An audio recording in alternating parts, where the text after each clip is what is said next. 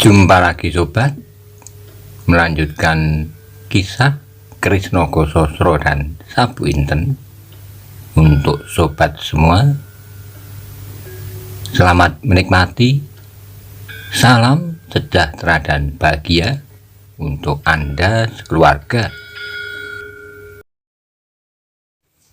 Pada episode sebelumnya dikisahkan bahwa Maiso Jenar berhasil menyelamatkan Aryo Saloka pada saat Gajah Soro akan menebas pedang pada Aryo Saloka.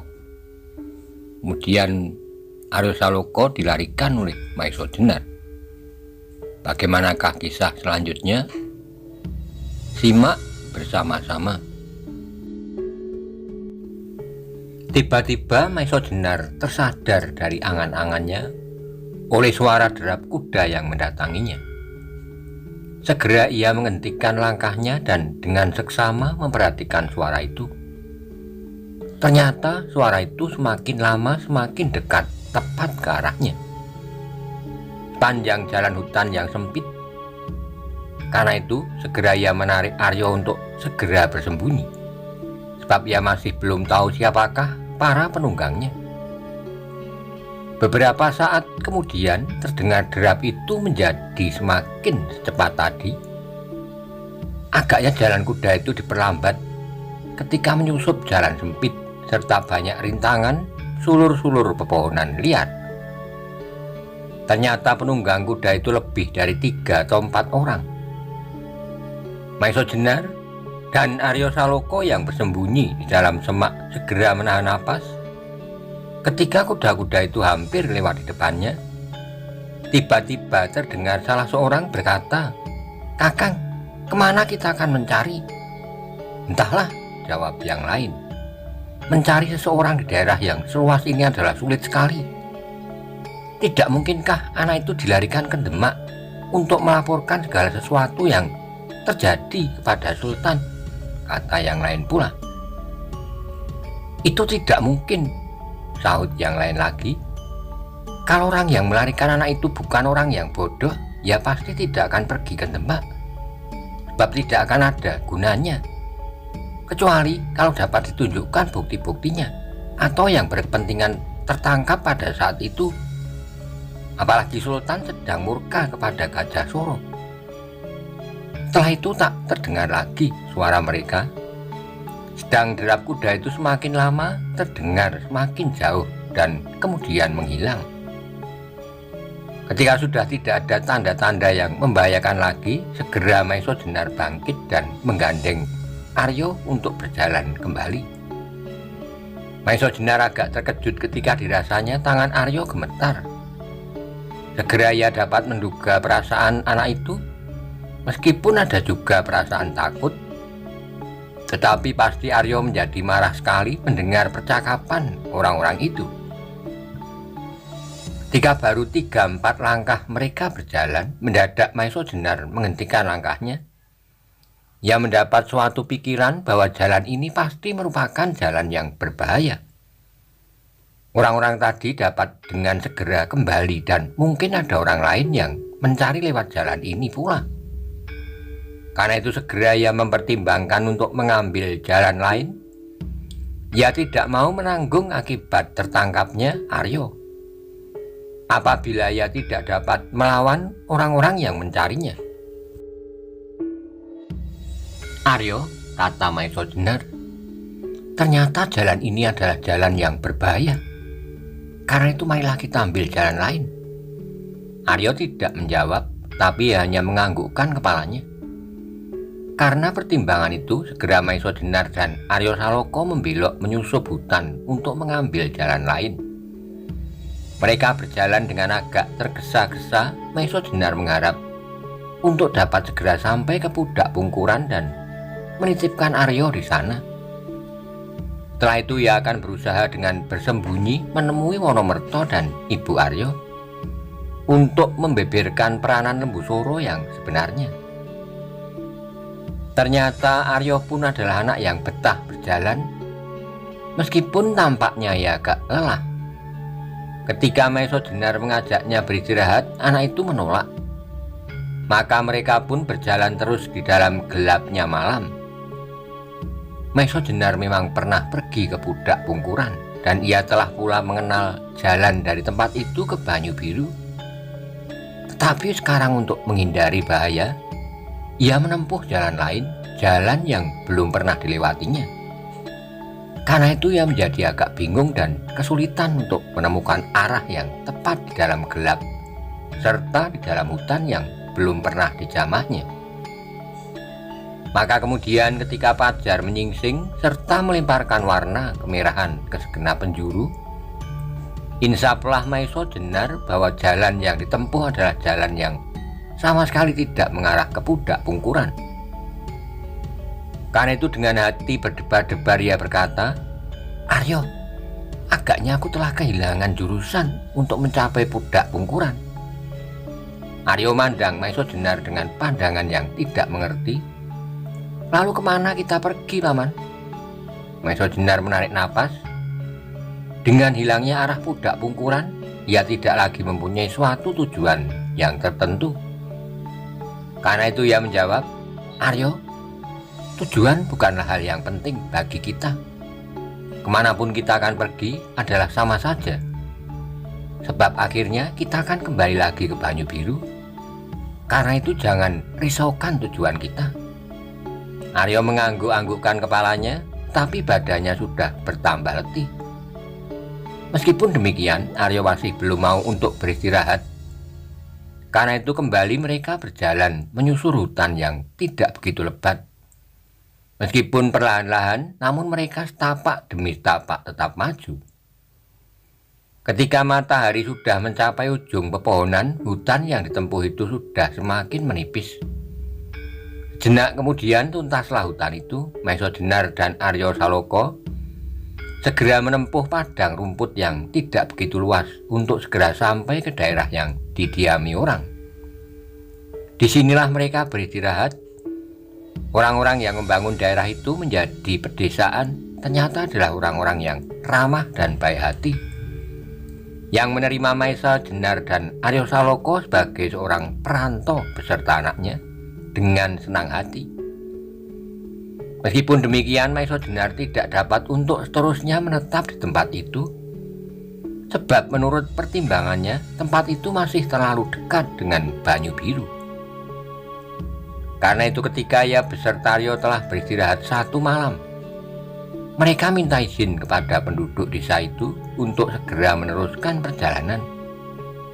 Terpaksa Maiso Jenar berbohong kepada orang-orang desa itu dengan mengatakan arah yang bertentangan dengan arah yang sebenarnya untuk menghindari orang-orang yang mencari mereka. Kalau sekiranya menanyakan kepada penduduk apabila mereka sampai di tempat itu. Pada hari berikutnya, Maiso Jenar sampai pula pada sebuah desa yang lain. Penduduk desa ini terdiri dari orang-orang yang baik hati dan ramah pula. Mereka menerima Maiso Jenar dengan senang hati serta dengan gembira. Mereka menerima Maiso Jenar sebagai warga baru di desa itu.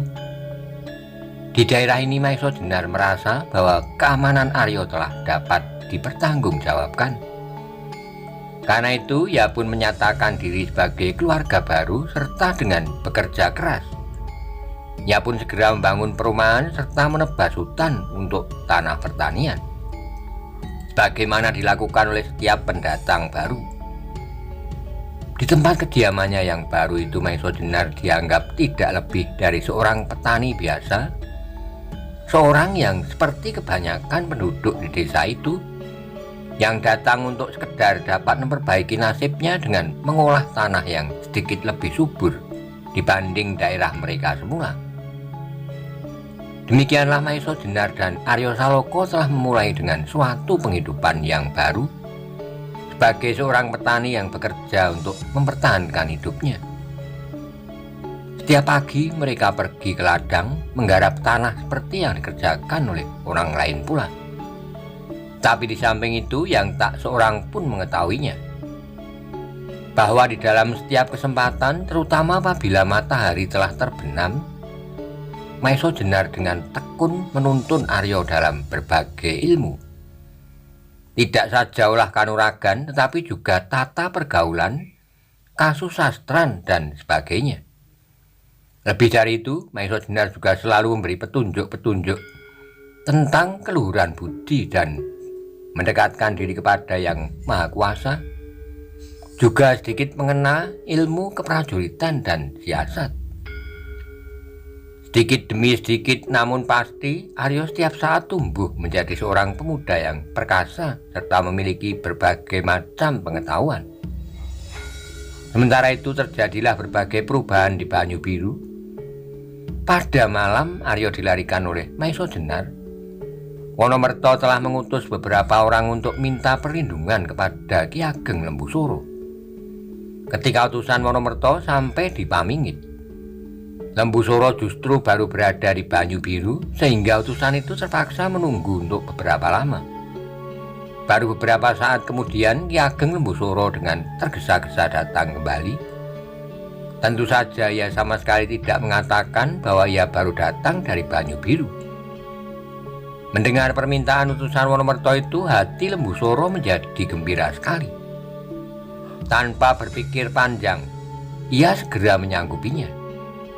Pada saat itu pula Ki Ageng Lembusuro segera mengumpulkan pasukan murni dari Pamingit, yang dianggapnya pilihan serta dapat dipercaya. Ia sendiri kemudian berangkat memimpin orang-orangnya untuk melindungi perdikan Banyu Biru. Tapi ketika pasukan itu sampai, keadaan telah reda. Para penyerang telah menarik diri.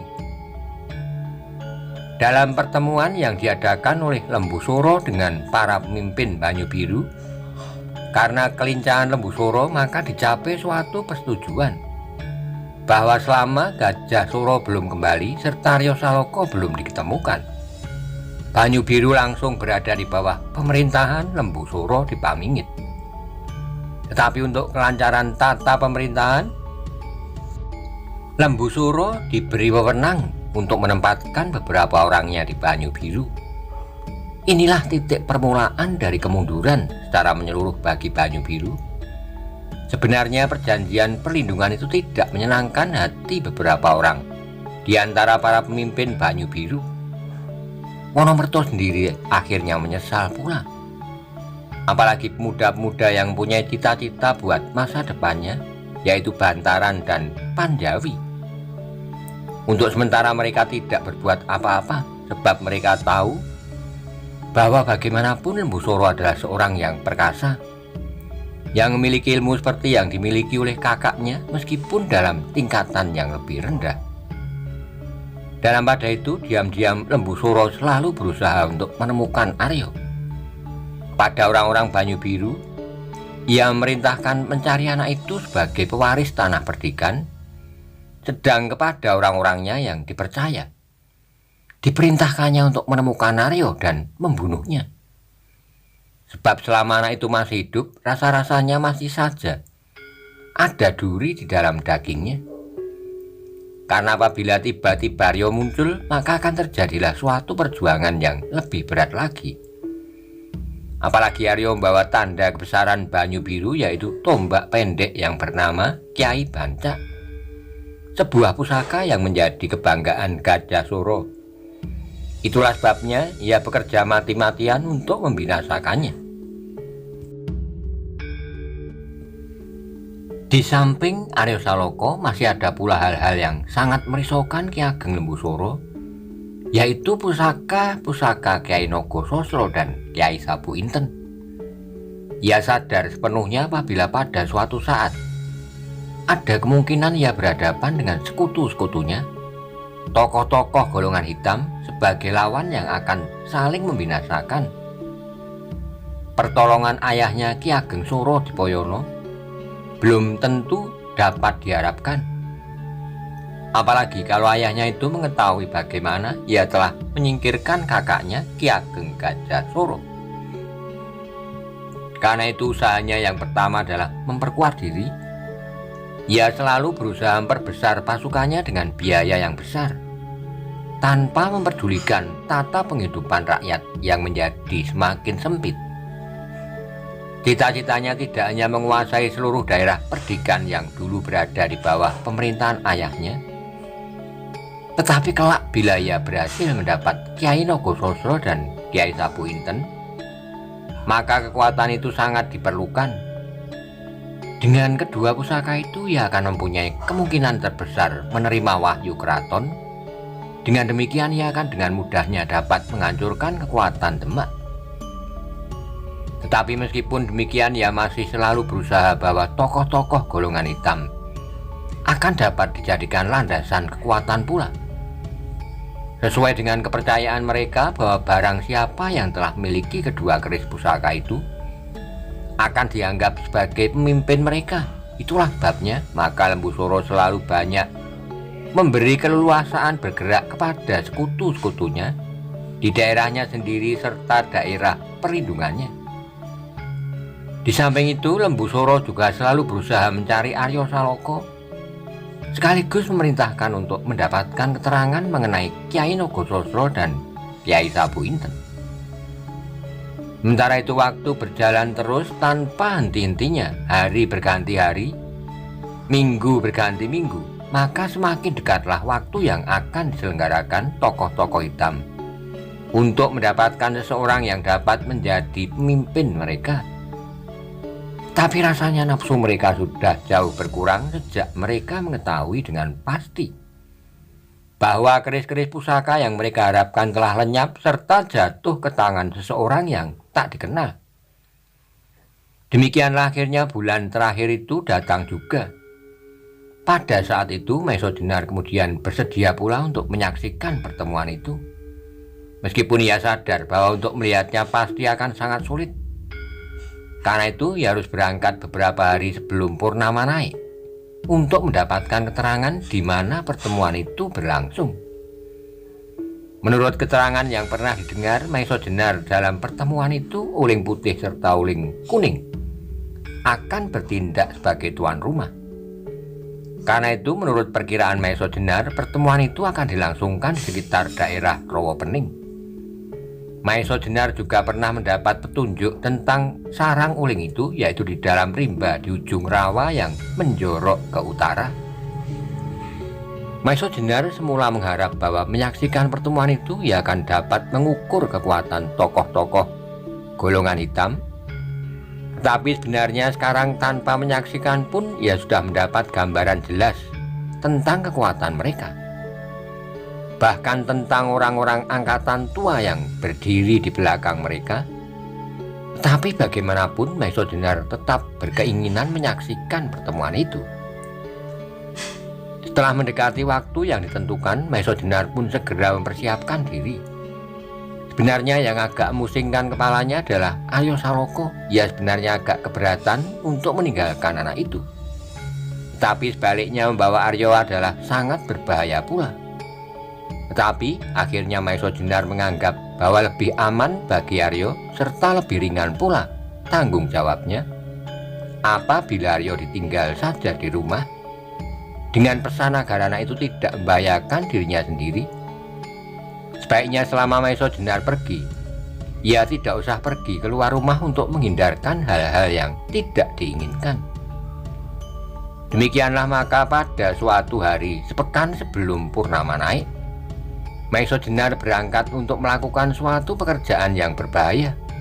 Setelah ia menitipkan Aryo kepada penduduk serta pamit kepada mereka bahwa ia akan mengunjungi orang tuanya di daerahnya yang lama. Dengan memakai pakaiannya yang kumal, Maeso Jenar mengharap bahwa dirinya tidak segera dapat dikenali. Karena itu pula ia selalu menghindari setiap pertemuan dengan orang-orang Banyu Biru. Apabila kehadirannya sampai diketahui orang, maka usahanya akan menjadi terhalang. Apalagi kalau hal itu sampai terdengar Ki Ageng Lembu Soro, yang pasti menduganya telah lenyap ketika ia tergelincir ke dalam jurang. Tapi sebelum itu Maeso Jenar masih harus berusaha untuk bertemu dengan seseorang yang telah berjanji kepadanya untuk bersama-sama ke Rowo Pening, yaitu Ki Dalang Mantingan. Usahanya mula-mula adalah mencari tempat yang kira-kira akan dipergunakan untuk mengadakan pertemuan itu. Hampir setiap saat ia bersembunyi di semak-semak di sekitar daerah Rowo Pening yang menjorok ke utara. Meskipun di daerah itu nampaknya tidak ada jalan, tetapi Maiso Jenar dapat mengenal bahwa ada sebuah lorong rahasia yang sengaja dikaburkan dengan semak-semak dan pepohonan kecil lainnya. Tetapi ia sama sekali belum berani untuk memasuki lorong itu sebelum mendapat beberapa kenyataan yang tidak terlalu membahayakan. Pada hari kedua, Maiso Jenar melihat seseorang berkuda memasuki lorong itu. Orang itu bertubuh tegap, kekar, matanya bersinar-sinar, hidungnya melengkung serta dagunya jauh menggantung di bawah mulutnya. Menilik wajahnya, Maiso Jenar menduga bahwa orang yang demikian itu dapat berbuat sesuatu tanpa tanggung-tanggung. Ia dapat menjadi kejam seperti iblis. Melihat orang itu lewat, Maiso Jenar menahan napas. Ia masih belum pernah mengenalnya. Di pinggang orang itu tergantung sebuah pedang. Meskipun demikian, Maiso Jenar dapat mengenal bahwa orang itu pasti anggota gerombolan Uling Rawa Pening, karena orang itu mengenakan ikat pinggang kulit lebar bergambar sepasang uling yang saling membelit. Hal itu bagi Maiso Jenar adalah sangat menguntungkan. Ketika suara derap kudanya sudah tak terdengar lagi, dengan hati-hati sekali Maiso Jenar keluar dari persembunyiannya untuk kemudian menyusuri lorong itu, mengikuti bekas telapak kaki kuda yang baru saja lewat. Ia mengharap dengan demikian akan dapat setidaknya mendekati sarang gerombolan Uling Rawa Pening. Ternyata bahwa lorong itu sengaja dibuat berkelok-kelok. Beberapa kali Maiso Jenar menganggap bahwa seterusnya daerah itu sangat sulit dilewati, namun dengan menerobos semak yang tipis saja, ia sampai pada tempat yang tidak lagi ada kesukaran-kesukaran untuk dilaluinya. Demikianlah Maiso Jenar dengan hati-hati dan penuh kewaspadaan selalu mengikuti jejak kuda yang dinaiki oleh orang yang belum dikenalnya. Tiba-tiba Maiso Jenar mendengar tidak jauh di hadapannya lamat-lamat suara orang tertawa. Cepat ia menghentikan langkahnya dan segera menyelinap ke semak-semak. Saat kemudian suara tertawa itu berhenti, tapi kemudian terdengar orang bercakap-cakap perlahan-lahan. Karena itu Maiso Jenar tidak dapat menangkap isi percakapan mereka. Dengan sangat hati-hati, Maiso Jenar berusaha untuk mendekati orang yang sedang bercakap-cakap itu. Tetapi ketika ia telah menjadi bertambah dekat, suara percakapan itu telah berhenti. Meskipun demikian, Maiso Jenar masih mendengar salah seorang berkata, "Silakan Kakang Sri Gunting, kudamu telah lelah sekali." Dengan demikian, taulah Maiso Jenar bahwa orang yang berkuda itu bernama Sri Gunting, orang pertama di dalam gerombolan Uling Rawa Pening sesudah sepasang uling itu sendiri. Sejenak kemudian terdengar kembali suara langkah kuda Sri Gunting disusul dengan langkah kuda lain ke arah yang berlawanan. Saat kemudian Maiso Jenar melihat orang lain lewat di depannya, orang itu pernah dikenalnya beberapa waktu yang lalu. Ia adalah Yuyu Rumpung, yang bersama-sama dengan Gemak Paron berusaha untuk mencuri kuda pusaka keraton di Bukit Tidar. Maiso Jenar sama sekali tidak mempedulikan orang itu lewat, tetapi dengan demikian ia harus semakin hati-hati. Ternyata lorong itu memang merupakan pintu masuk ke sarang Uling Rawa Pening. Pantaslah kalau jalan itu selalu dirondai dengan cermat. Beberapa langkah kemudian, kembali Maiso Jenar mendengar suara orang bercakap-cakap, juga perlahan-lahan. Tapi agaknya lebih dari 2 orang. Ketika Maiso Jenar berhasil mengintip dari jarak yang agak jauh, dilihatnya Sri Gunting sedang bercakap-cakap dengan 2-3 orang yang bersenjatakan tombak. Tapi juga kali ini ia tidak mendengar isi percakapan mereka. Sampai akhirnya Sri Gunting meneruskan perjalanannya. Sampai di situ, Maiso Jenar tidak berani lagi menuruti jejak kuda itu secara langsung, sebab kemungkinan untuk bertemu orang-orang gerombolan uling akan bertambah besar. Meskipun andai kata ia dapat memenangkan perkelahian melawan 3-4 orang, namun dengan demikian kedatangannya sudah diketahui lebih dahulu. Karena itu Maiso Jenar berusaha untuk mengikuti kuda Sri Gunting dari semak-semak di sekitar lorong. Meskipun kadang-kadang ia harus merangkak-rangkak menerobos pohon-pohon liar serta sulur-sulur dan tumbuh-tumbuhan merambat lainnya. Dugaan Maiso Jenar bahwa penjagaan semakin lama semakin rapat ternyata benar. Beberapa langkah kemudian kembali terdapat beberapa orang penjaga. Dengan demikian Maiso Jenar mengharap bahwa tidak lama lagi ia akan sampai ke sarang sepasang uling rawa pening. Ketika Maiso Jenar maju lagi, tiba-tiba sampailah ia pada daerah tumbuh-tumbuhan yang rapat sekali. Pohon-pohon berduri tumbuh rapat diseling dengan tanam-tanaman menjalar dan beberapa tanaman yang sangat gatal apabila menyinggung tubuh. Misalnya pohon rawe serta pohon-pohon yang mengandung lugut dari jenis bambu. Melihat kerapatan perpohonan itu, Maiso Jenar tertegun sebentar ketika ia memandang ke arah Sri Gunting yang juga maju dengan perlahan-lahan di atas kudanya. Dilihatnya ia membelok menyusur tanaman-tanaman berduri itu ke arah timur. Perlahan-lahan dan sangat hati-hati Maiso Jenar berusaha untuk mengikutinya.